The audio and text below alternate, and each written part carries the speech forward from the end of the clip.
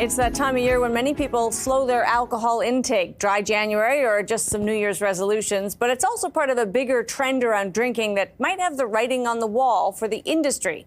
Non-alcoholic drinks are the third fastest growth category. Natalie MacLean is an author of several books and a prolific reviewer of wines. Thanks for being with us. Great to be here with you, Amanda. So this is the time of year when a lot of people wonder, what are my options? But there is this kind of bigger picture move for health reasons. Is the industry responding with good product? Are there options out there for people that don't want alcohol? Absolutely. So the choice and quality has never been better in low and no alcohol wines. A lot of traditional wineries are adding this to the portfolio, recognizing these trends that, extend well beyond dry January. So I think, we need to forget about those sorry cooking wines 5 years ago. The quality, the innovation, the technology that's brought to bear on this category now is incredible. One of the things that's interesting, of course, is when we see de-alcoholized products, so whether that's wine or beer, it's often as or more expensive than the regular version. Do you find that people are shocked by that? It makes sense when you think about the laborious process to get there, but people think, well, look, I'm not having wine. I shouldn't be paying a wine price. That's correct. The perception is these wines are missing an ingredient, so they should be cheaper. But in fact, as you point out, these wines are made like traditional alcoholic wines right to the end.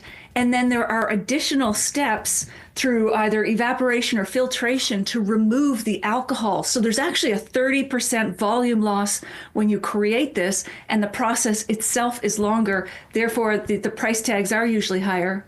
One of the other big trends we've seen in recent years is also away from sort of traditional wine and towards things like these ready-mixed, ready-to-drink spirits. Young people particularly like their drink all in one thing in a can. Is that hurting the wine industry? Are you seeing the wine industry having to think about its options?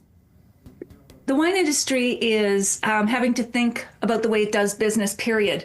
Not just from these ready-to-drink drinks, but also a dizzying array of choices, especially that Gen Z has these days. Well, all of us have, but Gen Z is really digging into the options, from cannabis to magic mushrooms to fermented other drinks like kombucha and kefir and these ready-to-drink to-go drinks. So they really have to come up with a lot of innovation. So not only are they making low and no alcohol wines, but they're also introducing lines with low sugar, 0 grams of sugar, and low calories. Most of the innovation is happening in this category. I'm going to put you on the spot because as we worry about a trade war with the U.S., there's a threat that American wines will come off the shelves of Canadian liquor stores. How are Canadian wines these days, in your view? Do you think they're as good as those you can get elsewhere?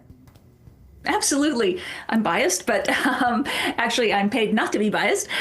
So I evaluate hundreds of thousands of wines on a yearly basis, Canada, the US, around the world.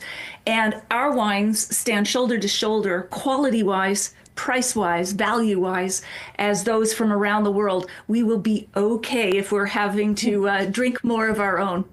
Well, that is very good news for many, Natalie. Great to have you with us for this. Appreciate your time. Great to be with you, Amanda. Cheers. Natalie MacLean is an author and wine expert. Time for the takeaway, and when you can't make this stuff up. There are a lot of things about Donald Trump 2.0 that defy history, so maybe it seems naive to be shocked that President Trump and First Lady Melania Trump each chose to issue personal cryptocurrency meme coins on the eve of his inauguration. Both coins were valued in the billions by the time Trump took office on Monday, though are also already predictably volatile. Still, it's a move that shocked even the most hardened cynics, given that basic rules suggest political leaders should distance themselves from obvious self-enrichment while in office. That can be a complicated line for some who go on to make fortunes in sectors they supported while in office, or who have personal wealth that must be put in a third-party controlled trust to avoid obvious conflict of interest issues. So it's really the brazen nature of this scheme that is its biggest quality. The Trump coins have no intrinsic value whatsoever. They're the equivalent of a digital playing card. But supporters, or even perhaps innocent would-be investors who think they might be buying a real investment, bid the things up sharply ahead of his swearing in. Trump has been clear that he's changed his tone on cryptocurrencies. Having dismissed them in his last term, he vowed to be all in this time around. Expect Trump to clear some of the regulatory hurdles that have kept cryptocurrencies in a box, for better or worse. That's music to the ears of some of his billionaire pals, including Elon Musk, as Tesla is one of the largest public owners of Bitcoin, and who, by the way, has a meme coin of his own. So does the Reverend, who gave the blessing at Trump's inauguration, and who launched his own coin in the hours after that swearing in was over. Experts are already forecasting a civil lawsuit over Trump's new coin after some purchasers inevitably lose money. But regardless of what happens next, the whole thing is an ominous forecast for where ethics will live in this new White House. It's up to the rest of us to not become immune to these stories, worn down by their sheer volume. My takeaway? No matter what you think of Donald Trump, the very least we should be capable of is perspective on what constitutes bad behavior. Keeping that perspective may be the toughest task of the next 4 years. That's Taking Stock for this week. I'm Amanda Lang. Thanks for being with us.